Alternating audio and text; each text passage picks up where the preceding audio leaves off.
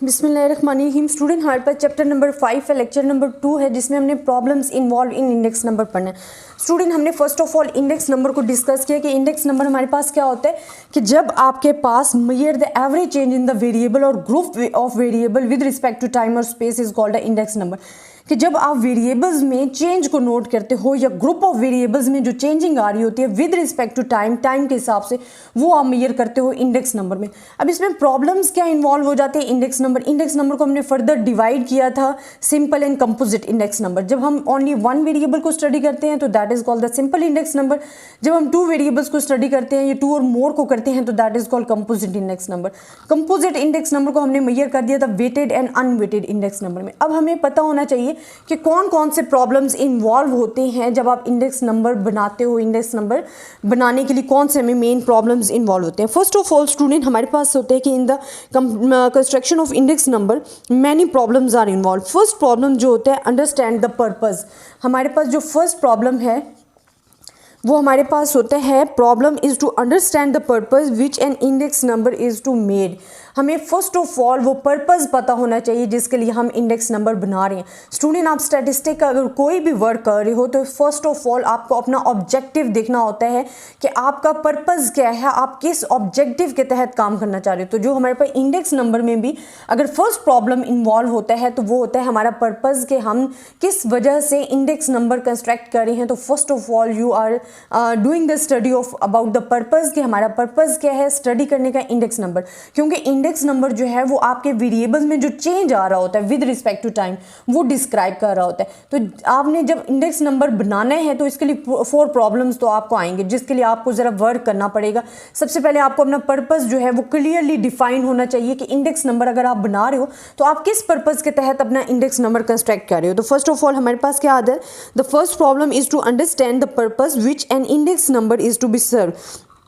The purpose of index may be to compare the scores of two students or to measure the changes in the general price level or measure the changes in the production of scooters or to compare the changes in wages of factories. अब देखिए purpose आपका पास क्या है, क्या आप prices of commodities को compare करना चाहते हो, क्या आप प्रोडक्शन ऑफ स्कूटर्स को करना चाहते हो कंपेयर।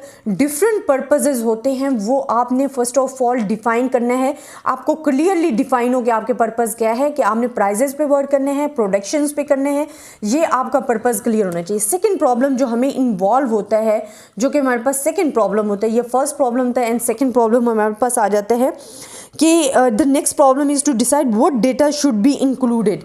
अब सेकंड प्रॉब्लम आपके पास क्या आ जाता है, what data should be included.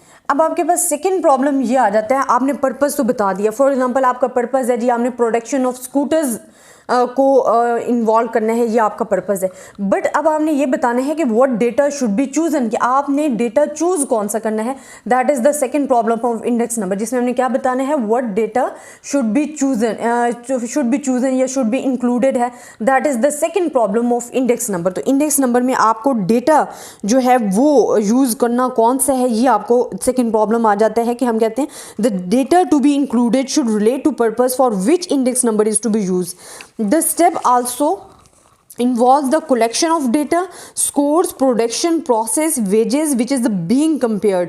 अच्छा हमारे पास क्या होता है स्टूडेंट, जैसे कि हमने प्रोडक्शन के बारे में पढ़ा है ना कि प्रोडक्शन ऑफ स्कूटर्स के, तो हमें डेटा भी प्रोडक्शन ऑफ स्कूटर्स, लेकिन वो कहाँ से हमें कलेक्ट करना है ये हमारे पास प्रॉब्लम आ जाता है। देन थर्ड प्रॉब्लम हमारे पास जो आ जाता है वो आपके पास होता है जो थर्ड प्रॉब्लम कहते हैं what period should be chosen as the base period.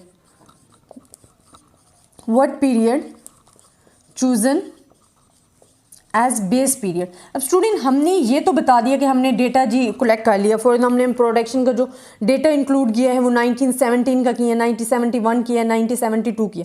अब हमने ये बताना है कि इस पीरियड में फॉर एग्जांपल जो हमने पीरियड स्कूटर की प्रोडक्शन के लिए ये चूज़ किए हैं इनमें से हमें बेस पीरियड कौन सा लेना है जिसके साथ हम अपनी वेरिएबल्स को वैल्यूज़ को कंपेयर कर सकें। इंडेक्स नंबर आपको मैं अगेन बता रही हूँ कि इंडेक्स नंबर हमारे पास क्या आता है स्टूडेंट्स के, जब हम कहते हैं कि हमारे पास वेरिएबल्स में एवरेज चेंज नोट करते हैं विद रिस्पेक्ट टू टाइम और space, that is called the index number. तो आपने ये तो चूज कर लिया कि हमने इन 3 ईयर्स का डेटा कलेक्ट करना है for the production of scooters के लिए, कि आपकी जो प्रोडक्शन ऑफ स्कूटर्स हुई थी वो हमने पर्पस बता दिया, देन हमने डेटा इंक्लूड कर लिया। अब नेक्स्ट प्रॉब्लम ये होता है कि आपने इन तीनों में से बेस पीरियड कौन सा सेलेक्ट करना है, जिसके साथ बेस पीरियड स्टूडेंट हम कौन से सेलेक्ट करते हैं। बेस पीरियड हमेशा वो हम जो बेस पीरियड सेलेक्ट कर रहे होते हैं वो हम बेसिकली वो वाला पीरियड सेलेक्ट कर रहे होते हैं जो ज़्यादा हमें सेटिस्फाइड रिजल्ट दे रहा होता है, जिसमें ज़्यादा क्राइसिस नहीं आए होते, ठीक है, जिसमें ज़्यादा आपके पास लॉस नहीं आया होता, आपके पास वो नॉर्मल पीरियड होता है, उसको हम कहते हैं बेस ईयर, जिसके साथ हम दूसरे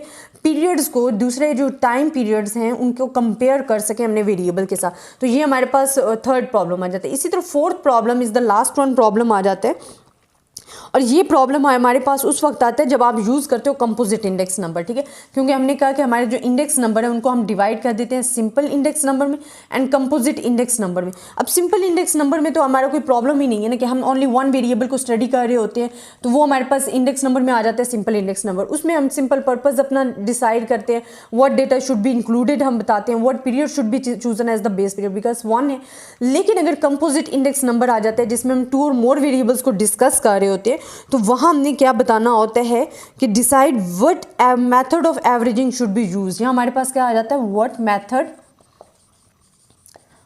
method of averaging should be used, कि हमने कौन सी एवरेज जो है लगानी है, हमारे लिए कौन सी एवरेज बेटर होगी कि जिसको लगा के हम सेटिस्फाइड रिजल्ट्स जो हैं वो हासिल कर सकते हैं।